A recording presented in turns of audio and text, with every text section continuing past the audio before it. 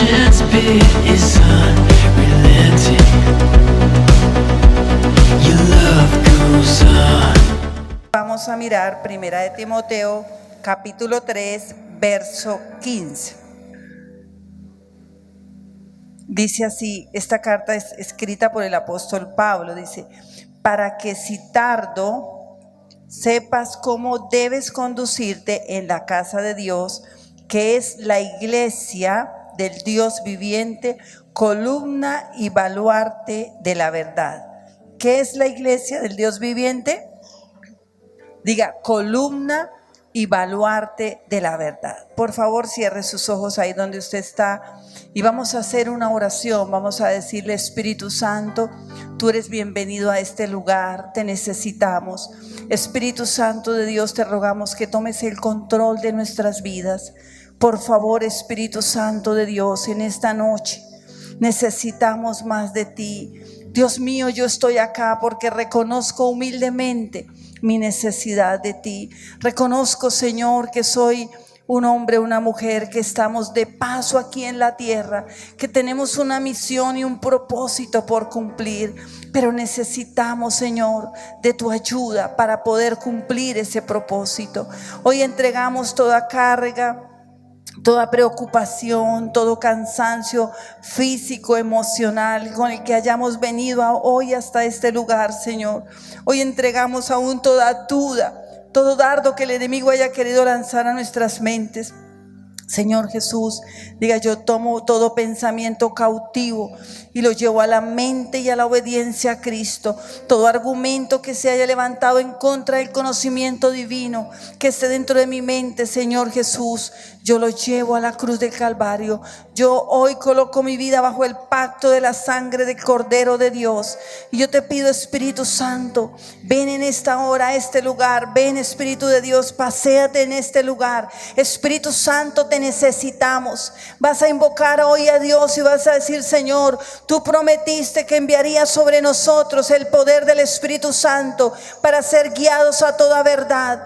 Y te pido en esta noche que esa promesa se cumpla en mí. Yo creo en ti, Señor Jesús. Creo que eres el Hijo del Dios viviente. Creo que tú viniste a la tierra en carne, que moriste, que entregaste tu vida por mí en la cruz del Calvario, que tu sangre me ha redimido, me ha perdonado, que soy un hijo de Dios. Y por esa, Señor, promesa que tú hiciste, estoy acá, porque tu Espíritu Santo me ha convencido de que soy pecador, que necesito de ti, que necesito estar cada día en tu presencia, porque vendrá un juicio y en ese juicio tendremos tranquilidad, seguridad, porque nuestro juicio ya fue dado en la cruz del Calvario, porque tú llevaste, Señor, el castigo de mi pecado.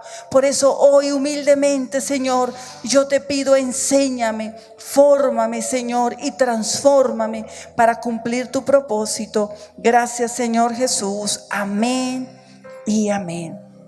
Yo quiero que nosotros en esta noche estudiemos el tema de lo que es el sentido de pertenencia.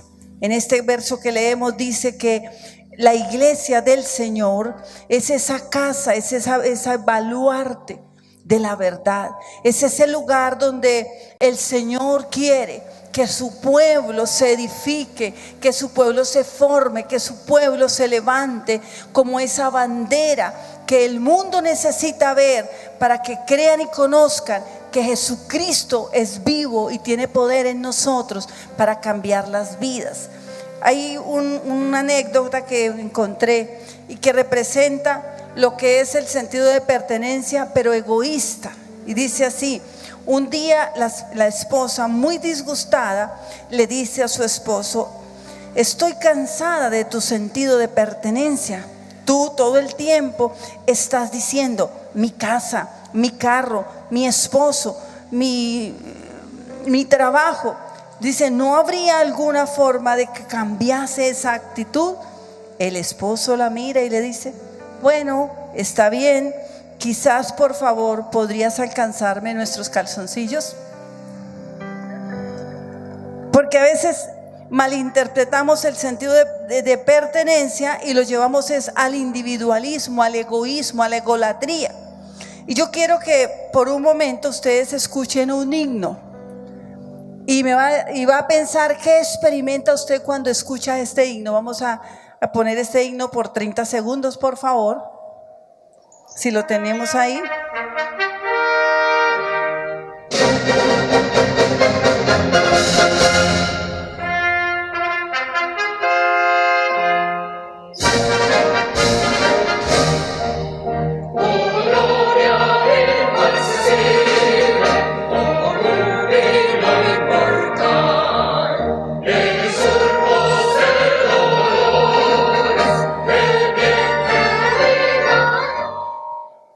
¿Qué siente con este himno? ¿Usted sabe lo que experimenta una persona que está fuera de Colombia y escuchan este himno? Inmediatamente su corazón se quebranta. Así estén bien, así tengan dinero, lo que tengan. Ese sentido de pertenencia a una nación, a un lugar de nacimiento, a una tierra, hace que uno se sienta que es de un lugar.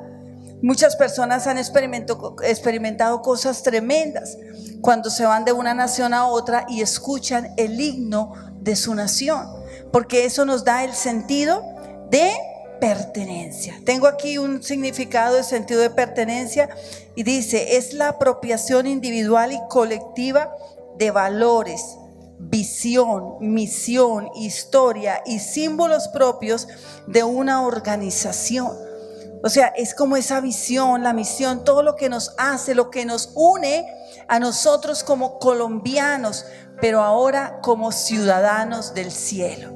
Normalmente las personas que nos convertimos en el año, digamos, 98, 99, 97, en esa época hubo una revolución de la alabanza. Y entonces hay unos himnos que uno los escucha y uno se traslada en el tiempo. Y a veces decimos, no, es que en ese tiempo sí era adoración. Pero lo que ocurre es que ese himno fue el que nos dio el sentido de pertenencia a la iglesia, al cuerpo de Cristo, y por eso produce en nosotros ese sentimiento. Estoy segura que los que se han convertido en el 2018, 2019, en unos 10 o 20 años van a decir lo mismo. No, es que en el 2018 eso sí era adoración. Realmente siempre ha existido la adoración y siempre se ha renovado. Lo que ocurre es que eso que a mí me atrajo a Cristo, eso que me unió al cuerpo de Cristo, que me dio ese sentido de pertenencia, entonces cuando escucho ese estímulo, produce en mí esas sensaciones de decir, ay, aquellos tiempos, como el que está fuera del país y escucha el himno de Colombia y dice, ay, ¿cuándo volvería a mi tierra? Colombia es linda, la gente es agradable, porque eso es lo que nos caracteriza. Ahora, cuando nosotros nos hacemos cristianos, debemos tener ese sentido de pertenencia con nuestra iglesia, donde Dios nos ha sembrado, donde a Él le plació plantarnos. Porque hay algunos beneficios que usted va a obtener cuando usted empieza a tener ese amor, ese sentido de pertenencia por la iglesia. Yo tengo aquí 3 beneficios, aunque hay muchos más, pero hoy vamos a aprender estos 3. Número 1, el sentido de pertenencia por la iglesia afirma tu vida espiritual. Cuando nosotros nos convertimos a Cristo, entregamos nuestras vidas a Él, Cristo ve a la iglesia como la novia, como la esposa. O sea, si una persona dice que es cristiana, que ora mucho, pero no se congrega en ninguna parte, ¿le podríamos creer o estaría en duda esa fe que tiene al Señor? Si realmente es un cristiano. Porque la Biblia dice que sería como decir, Señor Jesús, yo te amo a ti, pero no amo a tu esposa. O como si tuviéramos una pareja amiga y entonces vamos a invitar a almorzar a uno de los dos y le decimos al esposo, mira, quiero invitarte a almorzar, pero por favor no me traigas tu esposa. ¿Usted qué piensa? Esto huele mal, ¿sí o no? ¿Cómo así que no me traigas si son uno solo? Entonces de la misma manera ocurre cuando una persona dice, no, es que yo amo a Dios, yo oro mucho, yo lo hago en la casa, pero a mí no me gusta congregarme, a mí no me gusta ir a la iglesia. Esa persona debería revisar su vida espiritual, si realmente tiene un nuevo nacimiento, porque es imposible decirle, Cristo, te amo a ti, pero yo no amo tu cuerpo, porque el cuerpo de Cristo es La iglesia. Así que debemos entender que como iglesia somos un cuerpo y el Señor compara la iglesia con un cuerpo físico, para decir que así como el cuerpo físico tiene muchos miembros y cada uno de ellos es diferente y cumple una función diferente, pero el uno no puede vivir sin el otro. La mano derecha no puede decirle a la izquierda: no te necesito, aléjate de mí. El pie derecho no puede decirle a la cabeza: yo no te necesito. Todo el cuerpo, dice la Biblia, que se va integrando por sus coyunturas, se va uniendo y nutriéndose mutuamente y mutuamente va creciendo. Así es la iglesia del Señor. Por eso, la verdadera comunión que el Señor quiere que nosotros tengamos debe estar basada siempre en esa transparencia los unos con los otros, en que nosotros podamos tener un grupo, un equipo, un lugar a donde nosotros podamos ir y contar nuestras penas, nuestras luchas. Cuando usted escucha que otra persona que también se acabó de entregar a Cristo, que fue a un encuentro y tiene dificultades en la familia, tal vez el escuchar las luchas que el uno tiene me pueda fortalecer también a mí, porque uno puede decir: bueno, no soy solo yo el que está pasando por ese momento. Que nosotros podamos comprender que como cuerpo de Cristo tenemos que arriesgarnos a confiar en las personas. Tenemos que arriesgarnos a creer, porque a veces venimos de alguna situación que hemos sido heridos, traicionados, o tal vez venimos de una cultura donde decimos: es que uno no puede confiar en nadie, es que todos son muy falsos, todos son hipócritas. Y eso es generalizar por algo que a mí me ocurrió. Tal vez quiero enfrascar a todos los demás y culparlos de lo que tal vez viví en el pasado.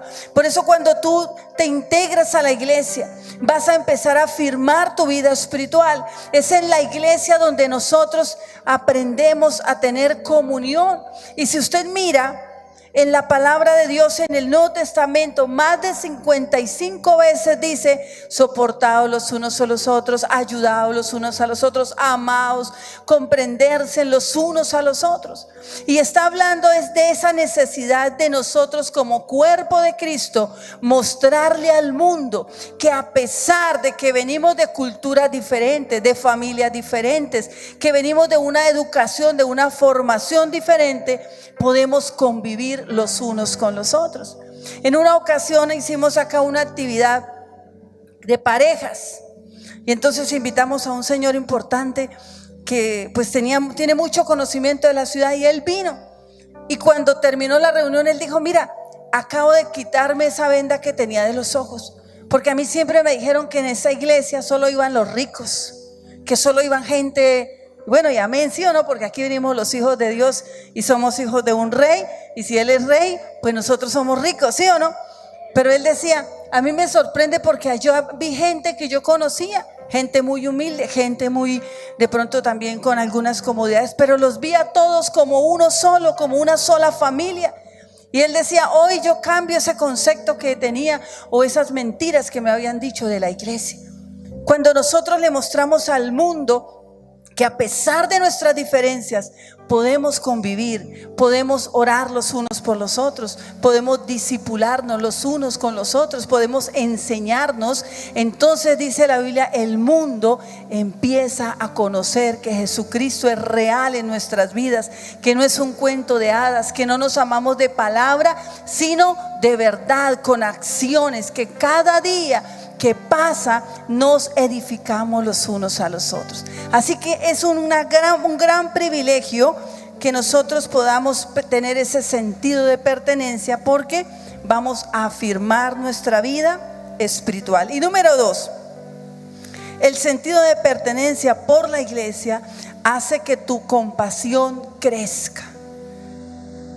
¿Cómo así? El sentido de pertenencia por la iglesia me hace que yo sea más compasivo. Nosotros, la mayoría, venimos de una cultura muy individualista, o sea, donde cada uno sobreviva como pueda, donde muchas veces no nos interesamos por lo que está viviendo el otro, y eso a veces se vive desde la misma casa. Ve a alguien que está cabizbajo, que de pronto tiene un problema y pocas veces nos sentamos a escucharlo. Venga, ¿qué te pasa? ¿Qué tienes? ¿Cómo te sientes? Normalmente le decimos, ay, ya usted otra vez con su bobada, ya quite esa cara. Y de pronto tenemos esa actitud, ¿sí o no? Porque es como parte de nuestra cultura, pero ahora tenemos la cultura del reino.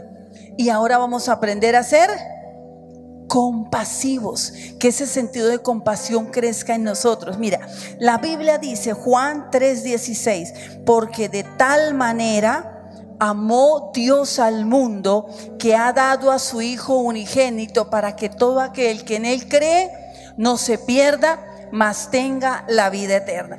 Pero escuchen, ahí Jesús lo dio todo. Ahora, primera de Juan, por favor, vamos a leerlo todos. Primera de Juan 3:16.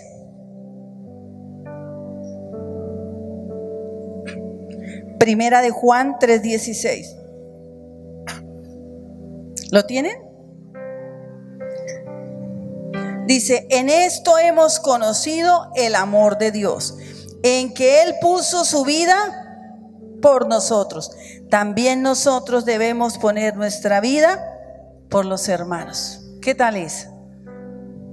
Ya Cristo la puso. Ahora me está diciendo a mí, yo estaba analizando, dice que yo ponga la vida ahora por mis hermanos. ¿Cuántos de nosotros a veces disgustamos con alguien y decimos, ni me vuelva a hablar? O aún, mire, gente que dice ser cristiana, yo a esa célula no voy porque allá va fulano de tal, o allá va fulanita, yo allá no, mejor dicho, allá no me invite. Y aquí está diciendo que así como Cristo puso su vida, que ahora usted y yo pongamos la vida por los hermanos. ¿Y cuántos no somos capaces ni de cruzar la calle para ir a disculparnos con el vecino, con la vecina que tal vez disgustamos? Y esto, mira, en la iglesia usted tiene que hacer que crezca ese sentido de compasión, ese sentido de que usted realmente ama a su prójimo. Por eso dice la palabra de Dios, Cristo puso su vida, pero ahora usted, ¿qué va a hacer por los hermanos? ¿Qué estás haciendo por aquella persona, aquel discípulo que se fue? Por aquella persona que tal vez disgustó con usted y no se volvieron a hablar.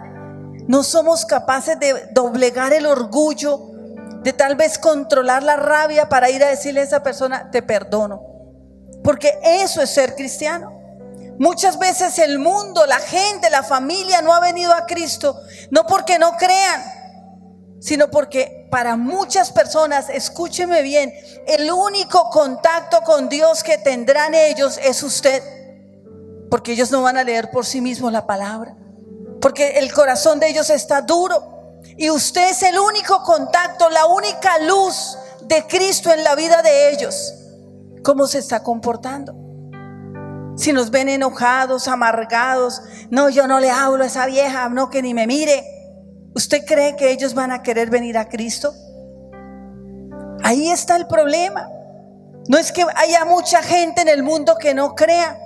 El problema es que hay muchos cristianos que no quieren morir para que otros vengan a Cristo. Por eso Apocalipsis dice, y ellos le han vencido por medio de la sangre del Cordero, porque menospreciaron sus vidas hasta la muerte, y por la palabra del testimonio.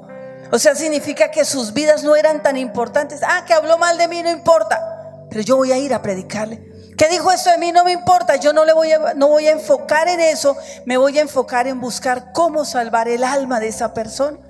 Por eso es en la iglesia donde ese sentido de compasión crece. Y la compasión no es uno sentir lástima por alguien momentáneamente y luego olvidarse del asunto. La compasión es entender, es comprender lo que el otro está viviendo. Es que uno pueda sentarse tal vez y hasta llorar con esa persona el problema que está viviendo. Que nosotros podamos tener ese sentido de ser compasivos como Cristo lo fue con nosotros. Por eso dice, en esto ellos conocerán que son mis discípulos, en que os améis los unos a los otros como yo os he amado. ¿Y dónde yo puedo demostrar eso? Así como el cuerpo, dice la Biblia que es un órgano que tiene muchos miembros, la iglesia también lo es. Así como el cuerpo está compuesto por células, el cuerpo de Cristo también está compuesto ¿por qué? Por células, porque es muy fácil que alguien diga, no, es que yo soy santo y adoro a Dios, pero ¿cómo sabe y cómo prueba esa verdadera santidad? Si no es cuando se relaciona con otros y esos otros muchas veces les son difíciles en su carácter. Esos otros no son como uno quiere que sean, no hablan como uno quiere que hablen, no se comportan como uno quiere que se comporten, son diferentes. Y la única manera de mostrar mi santidad es cuando yo aprendo a soportar a mis hermanos. Cuando dice la Biblia, soportamos la flaqueza los unos de los otros. Cuando vemos a alguien que está en pecado y lo ayudamos, le hablamos con la palabra, le ayudamos a enderezar su camino. Es ahí cuando usted muestra esa compasión y se logra en los grupos pequeños, en las células. En las células es donde uno puede tener esa convivencia. Si usted mira en un grupo grande, empieza a perderse la comunión. ¿Por qué? Porque siempre quedarán los que más hablan, los que no son tímidos, y entonces los demás se van rezagando. Pero en un grupo pequeño de una célula, todos pueden hablar, todos pueden compartir. Usted puede expresar sus sentimientos, decir lo que le pasa, venga, oren por mí, estoy en esta lucha, tengo este problema, necesito que oren por mí. Y si nosotros empezamos a ser compasivos los unos con los otros y de verdad oramos, de verdad nos arrodillamos a orar por el hermano que está en luchas, que pierde su hogar, que pierde la casa, que tal vez está que lo echan de su trabajo. Si de verdad ese grupo pequeño se vuelve un grupo compasivo, vamos a empezar a ver milagros, porque los milagros se dan cuando hay compasión. Cuando uno de verdad se arrodilla a clamar a Dios por un problema, tal vez de alguien que no es su familiar, que usted no conoce muy bien, pero que es del cuerpo de Cristo. Y como es del cuerpo de Cristo, usted sabe que es un hermano en la fe, que es un hermano lavado por la misma sangre de nuestro Señor Jesucristo. Por eso la importancia de que nosotros valoremos la iglesia local, la iglesia donde Dios nos puso. Ojalá que todos los que estamos acá pertenezcamos a una célula. Alguien dijo, es muy fácil decir, ay, yo soy santo, yo adoro, pero Dios no quiere cristianos autistas, allá que vivan en un mundo imaginario y no quieran compartir con los hermanos. Un verdadero cristiano, un verdadero hombre de Dios es aquel que, a pesar de que los hermanos en Cristo le pueden fallar, él se levanta de esa, y él se levanta sin odios, sin resentimientos, y dice, como Cristo me perdonó, yo te perdono a ti. Como Cristo me restauró, yo te restauro a ti. Si la iglesia empezara a pensar de esa manera, el mundo ya habría conocido a Jesucristo. Usted sabe que en Roma, la iglesia primitiva, de cada 4 romanos, 3 se hacían cristianos. Y una de las cosas que ellos decían era, mirad cómo se aman estos cristianos. Que ojalá nunca nosotros en el comedor estemos hablando mal. A veces la gente, yo pienso, ¿será que no hay temor de Dios? Y no importa que ahí estén los niños escuchando y empieza, sí, ve, y la vieja esa y tal, y yo sí no me dejé, y yo sí la puse en su sitio. Y los hijos saben que esa es la conserva, y luego, ay, hermanita, ¿cómo estás? Cuando la ve, eso trae confusión. Que nosotros tengamos un corazón verdaderamente cristianos. Hoy en día, mire, muchas personas se les ha dañado la vida porque les han grabado conversaciones. ¿Sí es así o no? Han dicho algo incorrecto, algo que no debieron decir, hablaron mal de otra persona. Muchas veces cogieron el teléfono, y yo le doy un consejo, colgaron mal, y tal vez lo colgaron, ay sí, y empiezan a hablar. ¿Por qué yo no hablo como si esa persona me estuviera escuchando? Y qué triste es cuando esas conversaciones salen a la luz. Y yo quiero decirle, mire, todo lo que la Biblia dice se cumple. Y la palabra de Dios dice que no hay nada oculto que no haya de ser manifestado. Acostúmbrese, así usted no tenga a las personas cerca, así esté mal, acostúmbrese a hablar como un hijo de Dios. Y hable bien siempre de las personas, piense bien de las personas, siempre busque lo mejor. Así, si no ve sino defectos, el problema lo tiene es uno, porque uno muchas veces lo que hace es que refleja en otros lo que hay en su corazón. Por eso cuando alguien le dice a usted, oye, está linda o está lindo, usted siempre dígale, la belleza está en tus ojos, porque todo depende de la manera como nosotros vemos las cosas. Y si usted no le ve a las personas sino los defectos, es porque su corazón está en tinieblas aún. Jesucristo nos enseñó que siempre deberíamos hablar con fe. Aún a la mujer adúltera que le trajeron a Jesús y todos le empujaban, a ver qué vas a hacer con ella, crucifícala. Haz eso, porque cuando eso o los mataban a piedra o los crucificaban, era la ley. ¿Y sabe qué dijo Jesús? Dijo, el que esté libre de pecado, tírele la primera piedra. Y aún cuando todos se fueron y él se quedó solo con ella, él le dijo, mujer, ni yo te condeno, vete y no peques más. Usted se imagina a Jesús, venga, pero eso sí, mire, yo se la había rebajado tantas veces. ¿Cuántas veces usted haciendo lo mismo, mijita? No, le dijo, vete y no peques más, ni yo te condeno. ¿Y cuántas veces nosotros nos damos el lujo de creernos jueces? Por eso en la iglesia lo que tiene que crecer entre nosotros no es la crítica, sino la compasión. ¿Cuántos creen que necesitamos ser más compasivos? Dígale, Señor, ten misericordia de mí. Amén. No nos pase como aquellas viejitas en la iglesia legaliza, que el pastor un día se fajó un mensaje y decía que el Señor reprenda a aquellas mujeres que se maquillan, aquellas que se cuelgan la ferretería, todas las joyas y cosas que se colgaban, que nos colgamos las mujeres. Entonces ellas gritaban, dale duro Jehová, dale duro Jehová, cada vez que el pastor decía algo, y se levantaban así todas eufóricas. Y de pronto dice, y el Señor reprenda la lengua de las murmuradoras.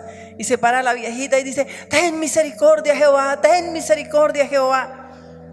Porque a veces somos así buenos para ver lo malo en los demás, que es muy malo, pero lo malo que nosotros hacemos lo queremos minimizar, que no es tan malo.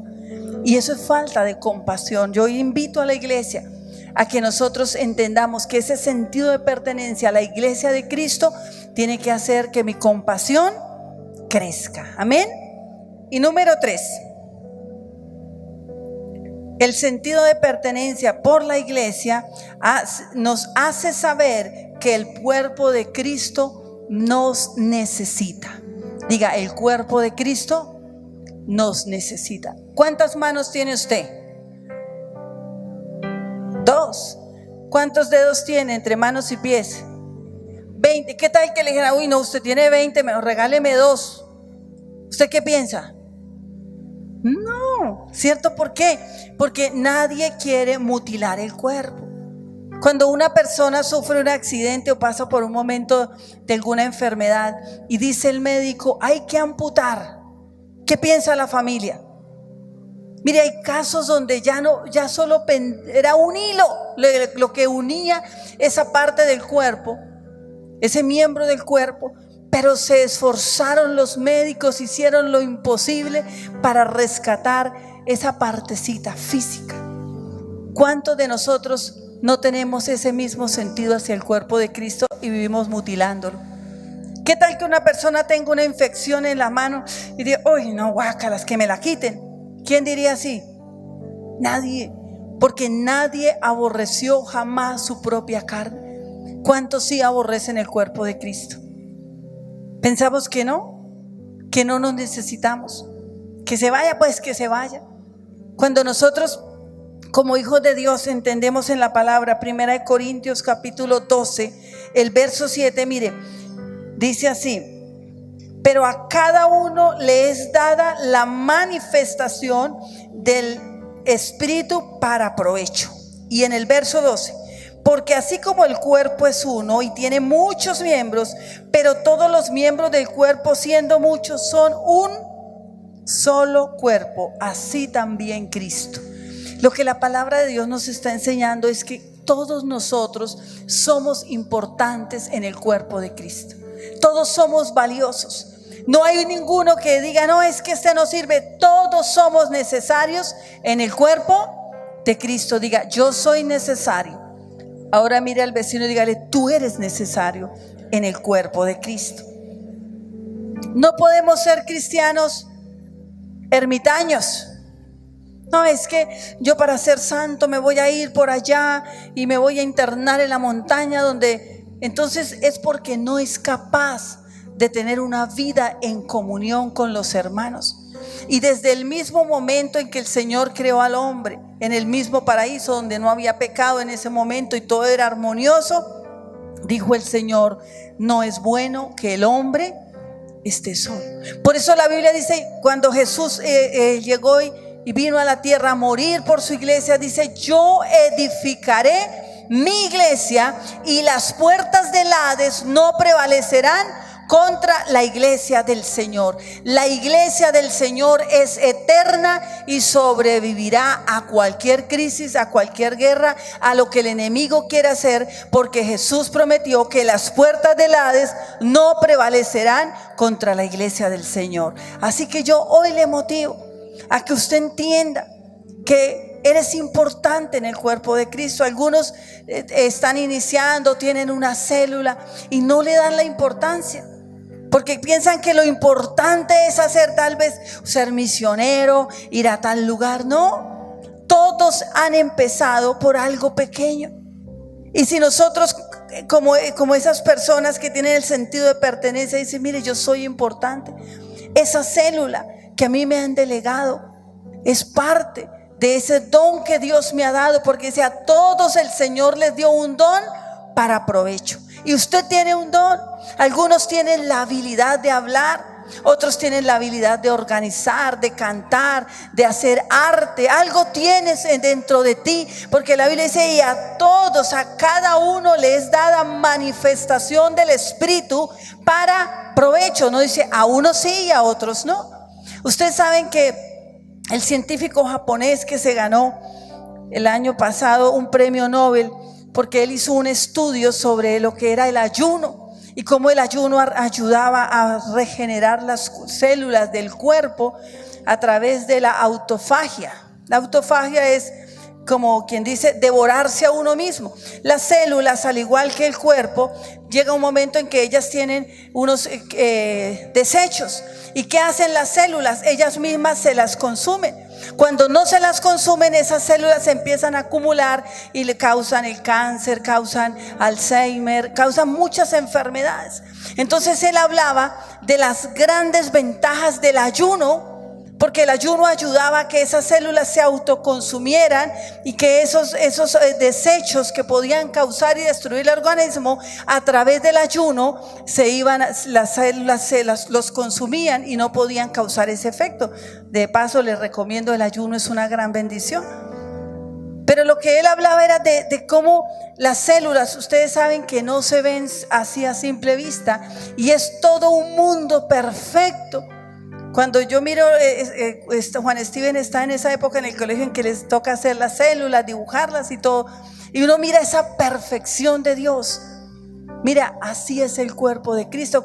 No, los lisosomas no sirven para nada, es que ni se ven, pero ahí están cumpliendo una función.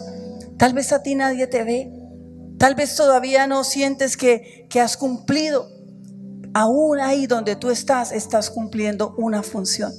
El que es anfitrión de una célula, el que es el que invita, tal vez el que tiene la gracia para ir. Bueno, vamos a hacer un puerta a puerta. Tú eres importante.